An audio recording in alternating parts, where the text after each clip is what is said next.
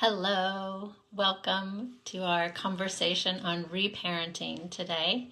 And I feel so grateful for so many of you when you requested topics for us to cover in here that reparenting was a top one. I just kept seeing it over and over. Someone joined yesterday and said it again and again. I'm just seeing this desire for support with reparenting and having this conversation around it. And it's been really transformative for me, realizing, oh yeah, this is what I've done in my life, and this is how I can talk about it and support other people in their process. And so I'm excited to have this conversation continue. And I've put together a Mother's Day offer that I'm excited to share about, and I do want to walk through some different processes that I've gone through and that you can think about in your own life and bring that in. Let me get my reach over for my tea. Do more of what makes you happy. It's a good way to start the day. And live your life.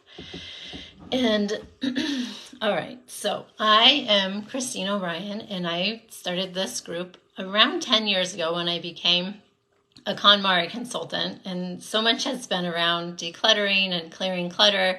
And over these 10 years, I've realized that really the magic of clearing clutter is making space for who you really want to be, the life that you really want to have. And so that's what I'm really excited about supporting my clients with, and having this group to be a village of support around not just the decluttering and folding, but also, well, what does that make space for, and how do we do that? So here we are for inspiration and conversation around really important themes. And today the reparenting theme is really close to my heart. And as I've contemplated it over these days and maybe years as well, but I feel like the best thing to do is kind of share a little personal story, and then share going back to that, like, okay, what are the steps? And I started talking about like simplifying your environment, and then we'll get into strengthening bonds with love and empowering leadership in your family, and then thriving through conscious, intentional parenting. So that's like the concepts and ideas that I talk about. And so I'm going to bring that in today with reparenting. And so first, the way that I'm thinking about reparenting, and I'd love to hear your experiences and definitions and ideas about what reparenting is. And I appreciate people who have commented already with their ideas. So that's really wonderful and helpful along this process for all of us to just have this conversation of like, what is reparenting, and is it important? Is it something I've been doing or I want to do? Just bringing that awareness is always a really helpful thing. And say hi if you're here, and say hi if you're watching the replay. Love to know if you are new in this world, in our village here, or if you've been here a while. Always good to connect and know that you've heard me and we're having this conversation together. It's not just the me show. It's all of us in the village. So welcome to the conversation today about reparenting. And the way that I've kind of put some words around this idea for myself is that it's that, let's see, let me read my notes. Oh yeah, so meeting your needs, like for nourishing love and like motherly kind of nourishment and that kind of thing. And then also the fatherly protection and security and playfulness, the things that fathers bring to us. And we may not have been raised with both of our parents or either of our parents, or we may not have gotten our needs met. And so that's where reparenting comes in, when you either if you are never have had children, or if you've had children and it brings up like a lot. It's like an opportunity to go through this process and heal and bring awareness to what are my needs? Am I asking for them or not? Which is along the same lines of that decluttering process. It's like, what do I really want in life who am I? What do I want? How do I create that? And that's really like that clearing all the blocks to what's in the way of receiving love or receiving your needs to be met. And one story that you may have heard before or maybe new to you about in the beginning of my process, and I had a young toddler and I was clearing the clutter and kind of contemplating these things about what kind of life do I want, and noticing waking up in the morning grouchy, and my daughter and I both would be grouchy, and I realized, what is my need right now? Just have a little process of checking in, like, what do I need in the morning when I wake up? And I realized she had been waking me up, like shaking me and like with this like not gentle, kind of like shocking way to wake up. And so that was just set it off on the bad note. So then it was like, okay, so what I need is for you to just say good morning, say something sweet, and like be gentle, and then it sets the tone better. And for a long time it was like reminding her every day, like, okay, this is what I like and need. And so creating that relationship and knowing that she's not, I'm just going to tell her one time and then she's able to do it. It's like, okay, I'm just going to hold this for myself and like keep saying it with awareness and love. And then that shifts everything. When you wake up in a better mood, then it's like, oh, and the other day this happened. So that was like, she's almost 12. Next month she'll be 12. And that was when she was around 2. So, like I said, 10 years. 10 years. Whew, time flies. But I just got distracted on that, like time flying. Okay, so my point was, when you start the day in a positive way, it just ripple effect through it. And then just the other day, I noticed like, we didn't have our morning snuggle, and both of us were a little bit off. And it was like, I expressed that, I told her, and she's like, yeah, I noticed that. And so like helping our kids notice what their needs are, and when things are off, like you can ask for it and you can hold that for yourself, that's what you need for the day to start well. And there's so many different examples, but that's one that came to mind. And so the idea, I think it's like, again, like I said the other day, of like braiding these things together. It's like simplify your environment, bring more love into the relationship, like strengthening your bonds through empowering leadership, and then being playful and thriving through these practices is how it works. Like bringing the awareness, shifting and allowing yourself. And there also are like, I'd love to hear the things that you do to reparent. Some of the things that I do is meditation, and I have this meditation where I just bring in light from above, that's like representing love and light from heavenly type of father, son, something that's like powerful and strong, and bringing that light in, and then bringing in like grounding, mother nature, nourishing kind of energy up through like my core, down and up, and then like having that. And I often, like if I get throughout the day, I might need to bring that up again. The other day in the tidy party, I was like you need a million strategies like throughout the day. Like I just got a text from a family member, and it's like, okay, do some grounding and like processing so that I can respond in a way that's building connection rather than breaking connection. And it happens throughout the day. You have a kid that's bringing activation or triggers to you, and you have a partner or not, or challenge with a partner, like just so many all throughout the day. We need to have the support that could be considered reparenting. And so having lots of strategies to ground yourself in love. And one of the things that happens a lot, and what I help my clients with, is like being able to calmly respond to our children when they're doing something that triggers us, or it's like gets us upset. And what happens then, we parent from a place of how do you say, like from your own childhood wound, like your childhood little self kind of takes over and is yelling or like frustrated, and all like things don't go so well when that version of you is parenting. But when like your real strong self, like your wise woman self, can take the perspective and understand yourself, what's happening for you in that triggered moment, and then also understand some child development pieces, which is what I bring in. 30 years of studying and working with children and families, and really being able to do this in my own life, but also understand the ages and stages and what to expect, and like how does that work? What, is this normal for my kid to be doing this or not? And so that you can understand, like, another story that I find is helpful to kind of demonstrate that how you can be triggered. It could be something where you were treated this way as a child, and then when you see your child doing it. So for instance, the clearing the counter.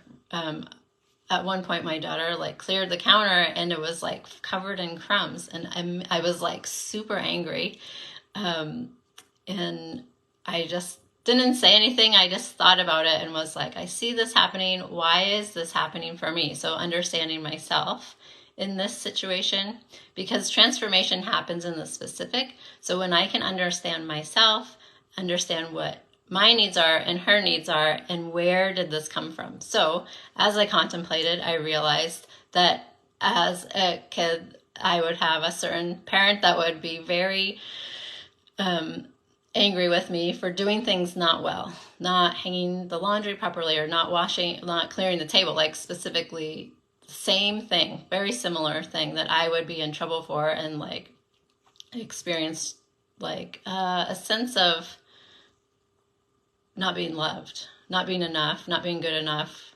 All these feelings would be around chores, which is interesting, right? Because all the KonMari and decluttering. And so it's been like such a process for me. But once I realized, like, okay, this is bringing me back to my like 12-year-old self that was always in trouble for doing things improperly, and kind of internalizing that as like, I'm not enough, I'm not good, those kind of things. So, okay, breathe through that, give that little version of me some love, and also understand what's happening for my daughter in this situation. Is she intentionally like trying to piss me off? Which sometimes you're like, oh, they're manipulating, they did this on purpose, like can be made into a story. But when I thought about it, was like, well, she was 10 or something at the time, and she just needed some skills. She just needed like an instruction of like, okay, this is how you do it. You kind of do it and you catch it, and like make sure you get all the crumbs, and like you can bring this in playful, like instead of in that moment having anger or upset about something that your child has done. If you're able to just pause, connect it back to what's happening, and ground yourself. I have the calm method. That's what I help my clients with. And I have a training. If you want that specific training, let me know. And so that you can respond rather than react with that really confident, loving, supportive way that doesn't break connection. It builds connection and understanding and healing for your own little child that doesn't need to be running the show in your house now. She can be tucked away and cared for, having those needs met. And then, I've been posting about this, and some things that have come up is that first realizing, so when you realize that something is off, and I said that story about when I wake up and I want my daughter to speak gently to me, and we can both share just like a sweet morning ritual. But underneath that, if you don't feel worthy, you won't be able to ask for your needs. And so there's this like place of finding in yourself, am I feeling like I matter? And doing some work around that. So part of what I started to post, and I have some more shares around this, but that understanding, like allowing yourself to matter and building your sense of value through, maybe for me, I shared that story of my daughter asking the question of like, why does everyone love me so much? And it was like, oh my gosh, this is a brilliant question. And I don't ask that question. I ask like, why don't people like me? What? And that's like, that becomes like my identity of being unlikable. Instead, she was able to just think like, oh, everyone loves me. Why is this? This is great. So kind of noticing there where you're like, do I value myself enough to recognize my needs and then ask for them, and then building that. So one of the ways is the questions you ask. Another one, which I'll post about soon, maybe later today, about the people in your life when you were young who did fill you up, or the moments, even if your caregivers were not giving your emotional or physical or what are the other needs, spiritual, your needs weren't being met. There might be moments. There might be some golden moments that you can look back to be like, oh, yeah, my mom was playful, or she did feed us and, like nourishing food, or there were these certain things that would happen for our birthday, or like looking back to see like where were my needs being met that felt good. And then the people in your life. So I had adopted grandparents. I don't know. They adopted me. Like they brought me in. It was my stepdad's parents who really were so welcoming and really saw the best in me and shared that with me. Like, just let me know that I was brave and courageous and compassionate, and just like filled me with some of those like strength, and that having that someone look at you with that you're amazing, and that best side of you can really come out when it's seen from other people. And so looking to where did you receive that, and building that up. And then I think that does get into like searching for validation. Is we want to internally, we want this to come from ourselves, this like courage and confidence and self-worth and those kind of things. But sometimes it is helpful to be like, oh, they see me in this way, I can see myself in this positive way too. So those are some of the things that I do. What's what you do? That's a funny question, isn't it?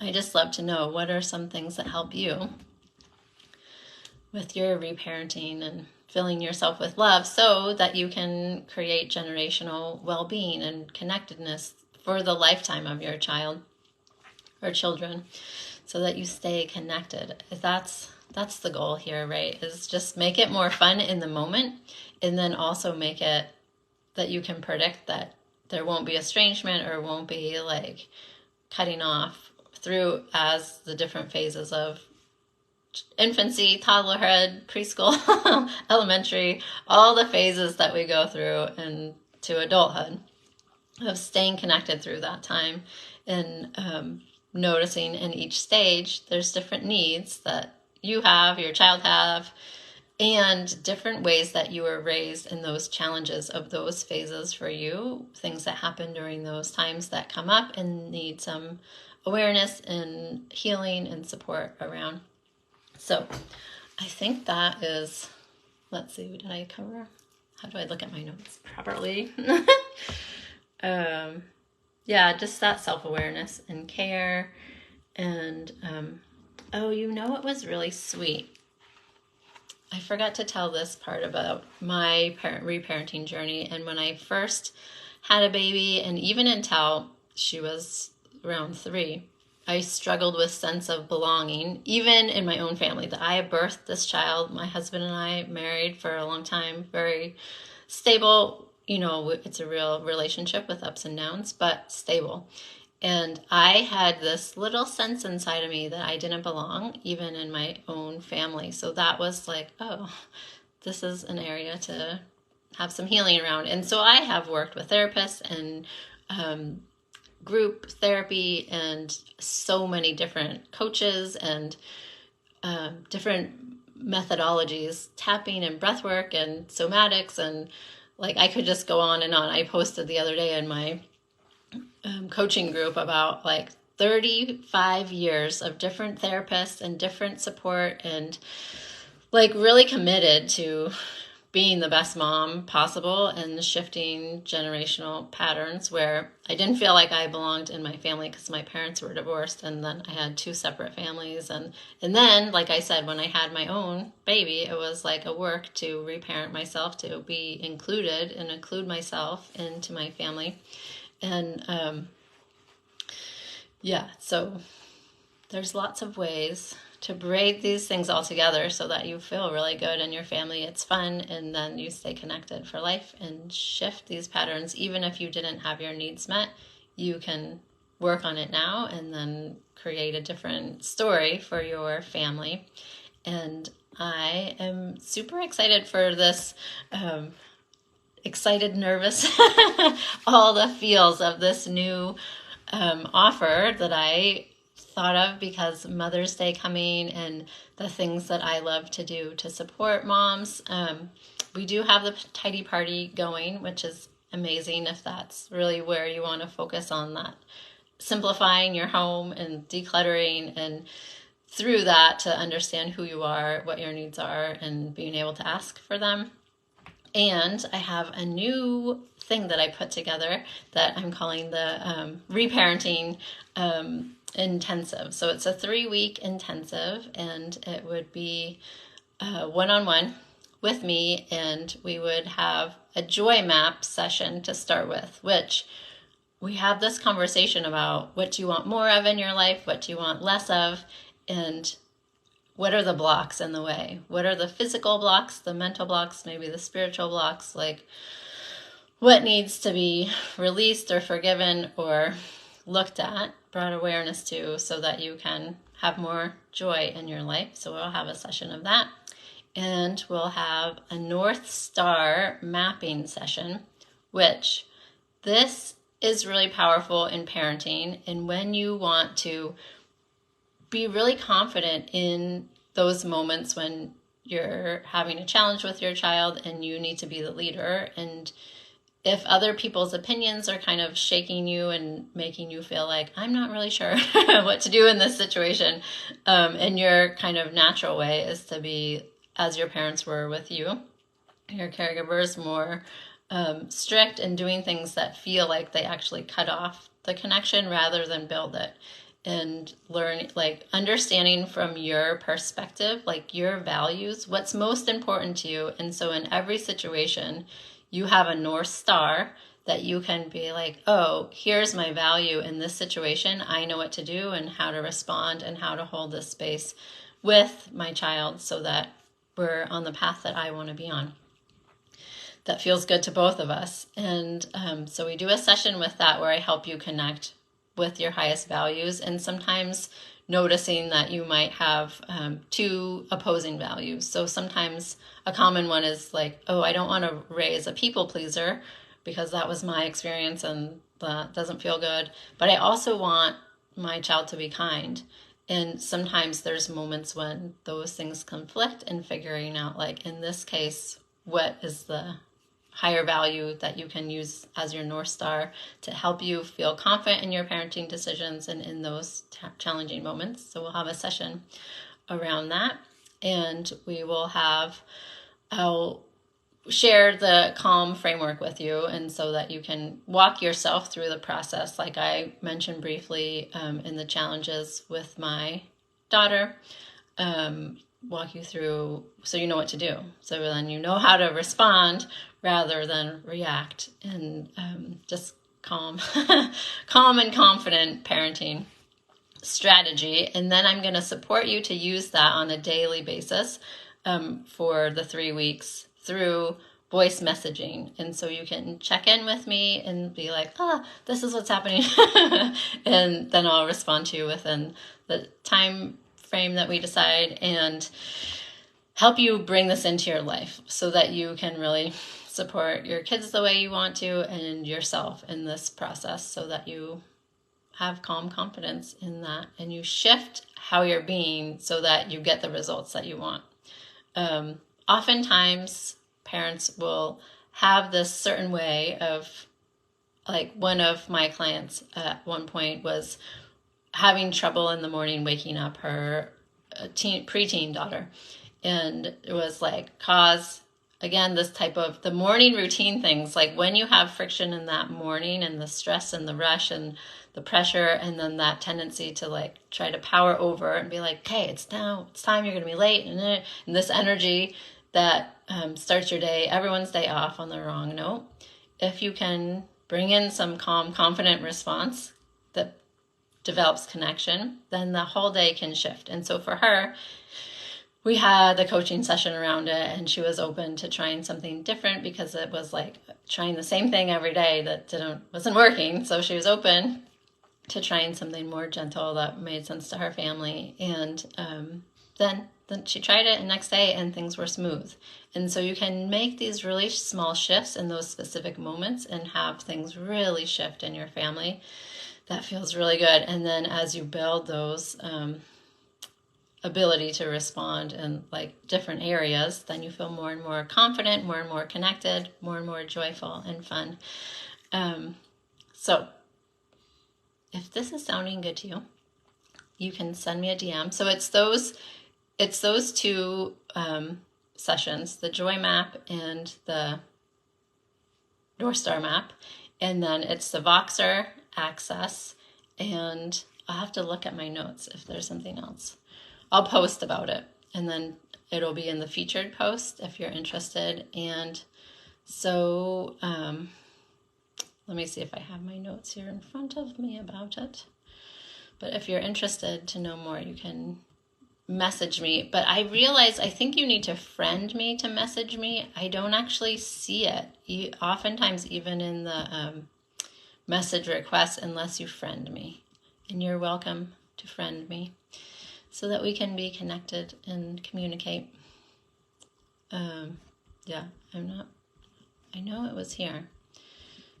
Those three things, the Voxer Access, the Calm Framework, the meditation. I have a recorded meditation for you. So it's like this really intensive, like, shift your parenting. Like I mentioned, in one session, we can really shift a lot. But if we have daily connection, and if we have those two longer sessions where we get you really situated on what you want, what your needs are, how to create that, and then how to respond in challenging situations, then I don't know, everything is amazing at that point when you get those skills, but it's like a really powerful foundation. And I love to work one-on-one with people and support you. So, and you're probably wondering, what is the investment? So typically it's $2,222, but for the Mother's Day special, it's $888. So that is what it is, and I'm excited to support you and hear from you. And if you have any questions, you can message me or post below, and I really look forward to bringing more wisdom and bringing in some other amazing women to talk about their reparenting journey and all those things. So yes, definitely reach out if that Mother's Day special is speaking to you. Or, like I mentioned, the training, if you want, I have a free training around the Calm Framework. And then once you're in, then there's like a really detailed one in the program. So thank you for being here, and I look forward to connecting.